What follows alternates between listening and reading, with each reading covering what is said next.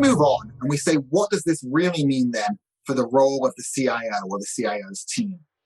So we published a paper in January of this year, so just when we were still debating whether we were in an epidemic or a pandemic, and we were talking about how the role of the CIO was changing. And we certainly believe that those changes have been accelerated in the post-pandemic world. So these are going to feel more like 2-year changes than the 4 or 5-year changes that we said in the paper. So first of all, obviously moving from the support function in the cost center that runs IT to the dual mandate, revenue driving, value creating, customer facing, right? The number of CIOs who will be spending time with customers has already increased and will continue to increase.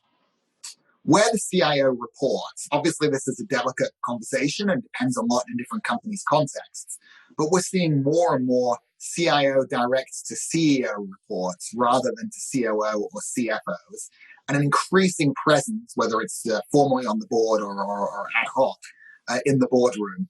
And the reason for this is obvious. It's the clear increase in centrality in the role of technology in the business. In digital transformation, it's interesting to think about where this chief digital officer role came about.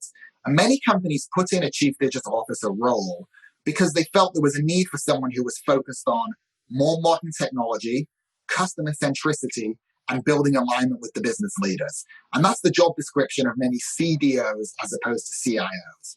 Now we're a little bit further on in digital transformation. I think it's fair to ask, if you're not doing those things, customer centricity, driving change, and aligning with modern technology, and aligning with the business leaders, then what are you doing as a CIO? So we actually see the CIO and the CDO roles increasingly coming together. Obviously, there'll be many situations where it's a general comment, and there'll be specific cases where it's not true. But we're seeing increasing alignment and certainly an increase in importance for the role of the CIO as being an owner or a co-owner of digital transformation, rather than focusing on the supporting plumbing and enabling infrastructure. And then on adoption, so rather than the CEO builds and the business adopts, we actually think the CIO is the chief influencing officer. How do you actually break down the silos and drive the adoption of digital products? How do you spend as much time on adoption as you do on technology, as per the description on the prior slide? And what does that mean about the future, where CEOs are going to come from?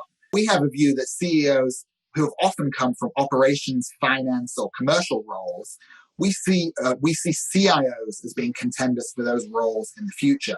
And at a minimum, we don't think there are going to be CEOs appointed of major corporations who are not actually tech savvy and able to talk technology with their customers and in the boardroom. So what does that mean about the behaviors and skills of the CIO? And this is I'll leave this slide as sort of as closing thoughts, but we can pick up more in the panel. So a CIO needs to be a business leader, a deep understanding of the business strategy, the critical growth drivers, and so on. It's still true that a CIO is a very portable role between companies, but if you're a CIO or on the CIO's team who've moved in from a different industry, it's critical that you understand the business drivers in your industry and not just the generalized technology driver.